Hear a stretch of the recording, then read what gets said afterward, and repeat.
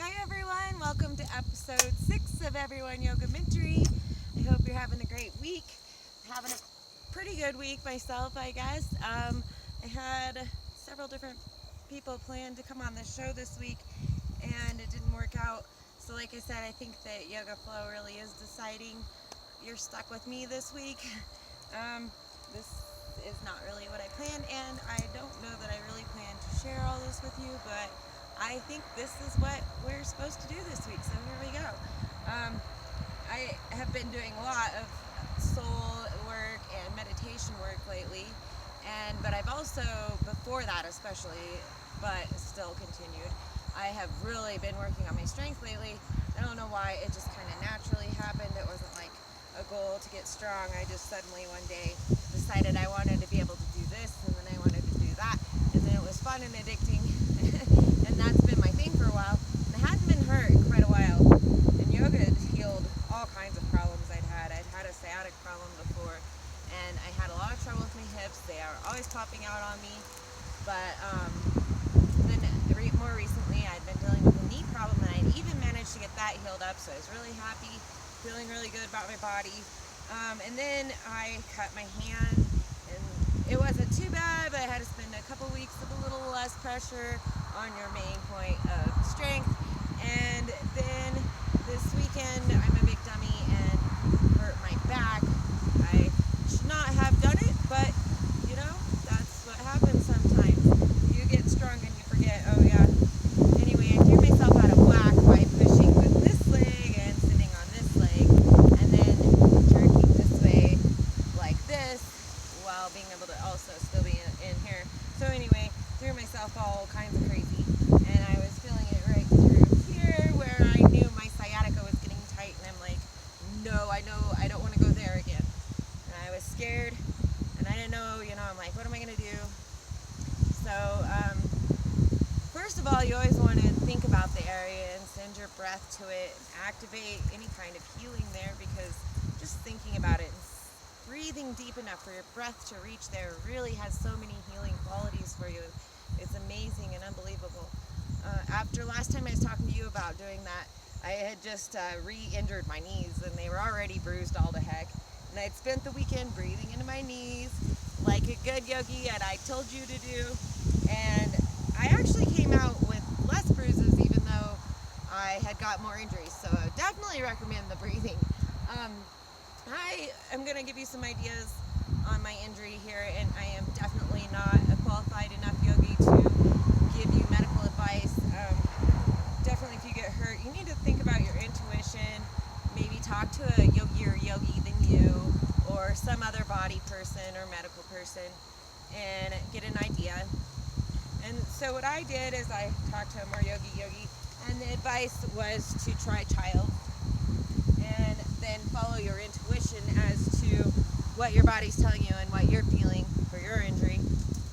And just having that starting point, because even if you're trying to follow your intuition, even if you have a few ideas of what you want to try in your body, when you're injured, sometimes it's hard to keep just to think. I don't know, I get emotional when I'm injured, which I think is interesting, since I had been doing spiritual work and I got cut down on my physical again, and it also makes me emotional. So interesting how Yoga Flow works, and then it wants me to talk to you about it as well. Okay, so then I went to go get into child, and I'm feeling it out, and I can already feel it's going to be tough. And so I did cat-cow. The main thing when you're injured, super slow, and make sure you're feeling for what your body's signals are. You can really use the breath flow yoga here, because you're injured and you're so focused on your body, you're thinking about it. I'm a little better now, so I can move more freely. So I started doing some cat-cow, and that felt really good. I tried to get into child's. I didn't make it very far down, so I got my block. And that's the other thing when you're injured, make sure you have props around you. It doesn't have to be a real prop, just anything that will work for you. And so I put it here, and initially I had to have it like this, and I got down this far. And after resting here for a while, I was able to get that far, and then that far. And I think it took me a day or two to get all the way down, but I did eventually. But trying to get there, I learned a few things. I learned that the cat-cow felt good. I figured out a down dog would have been too much, but I did a down dog on my forearms. And because I had stretched out one hip further than the other, I knew that I wanted to work on stretching my hips back out. So I went ahead and did them one-legged. Of course, I was moving super slow and gentle and feeling it as I went. See, I also, seems like I found something else that worked good for me too, but I don't remember.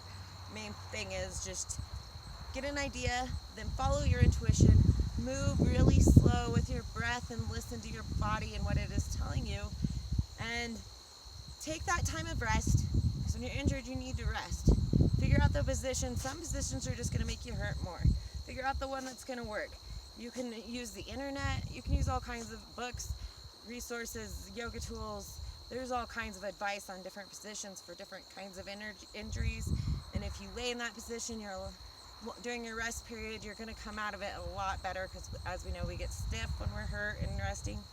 But take that rest, you need it, and then do a little flow, gentle and slow. Make sure just keep your body moving a little and working it into it, and every time you're going to feel a little bit more, but make sure you're taking that rest too, and thinking about breath and thinking about getting energy flowing into that part of your body that's injured.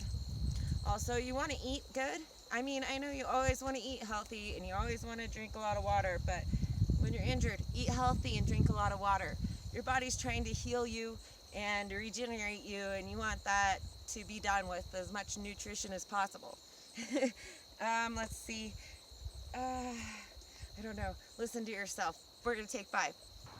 I remembered I also wanted to mention that along with being able to ask your teachers or friends, yogi or yogis, soul family, whoever it is that you feel comfortable talking to, it's not only about your injuries and your physical places and where to start with that you should feel okay to talk them to. Like I said, I've been going through a lot lately, and it's nothing bad really. I'm just going through a great time in my life, but I feel like there's a lot for me to talk about because I can't process it all quick enough.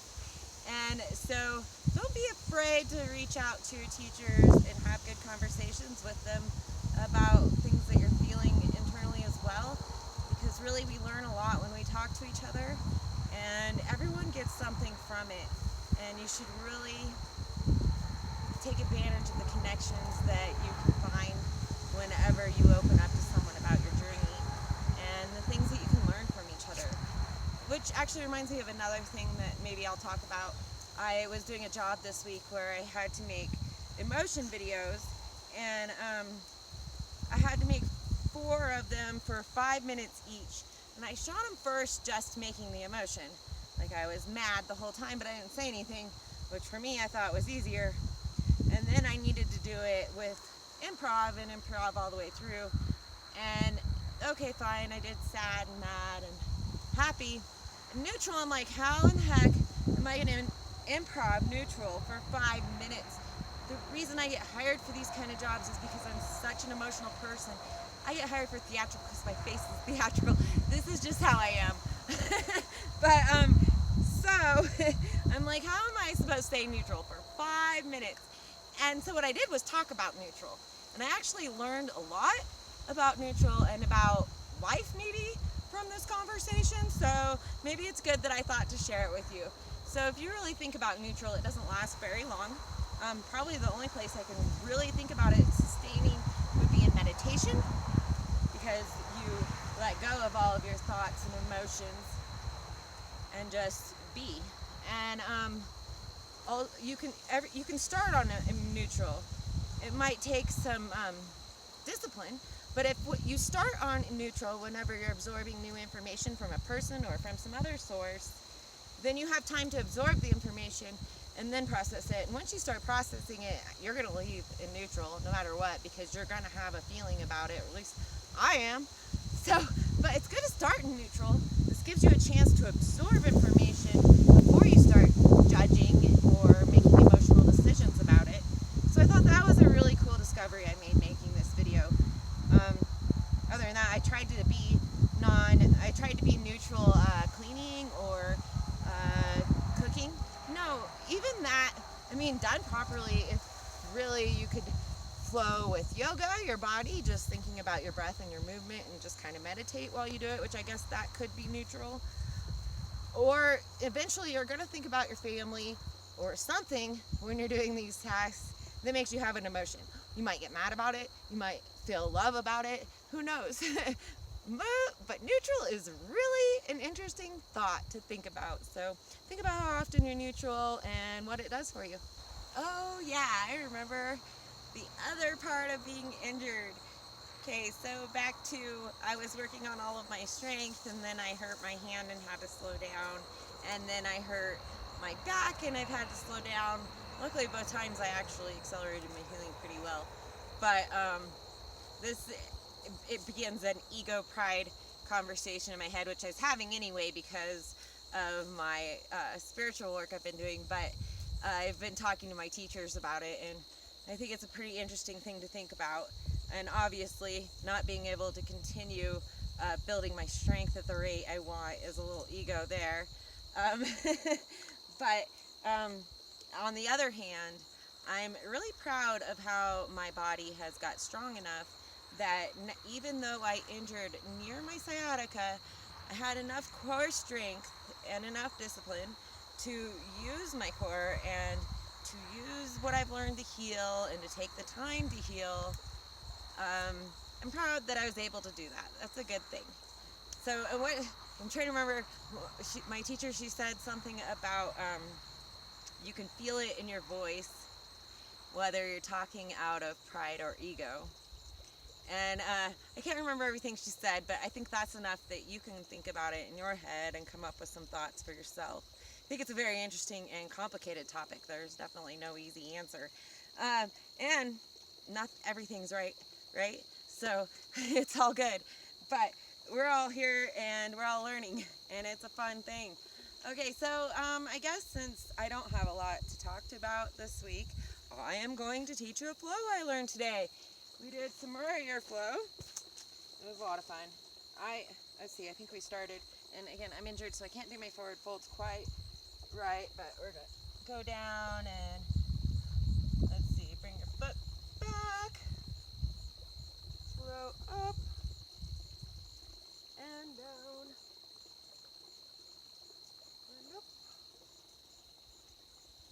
and down, and then,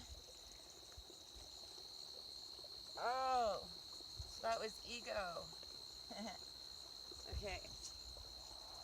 And then we had, trying to remember, there was all three of them.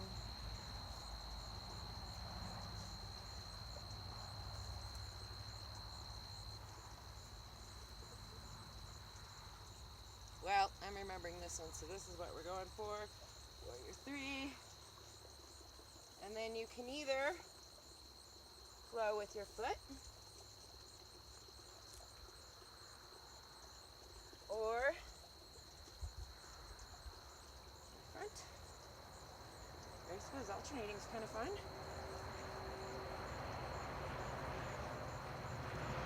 Definitely not an easy one, some core strength.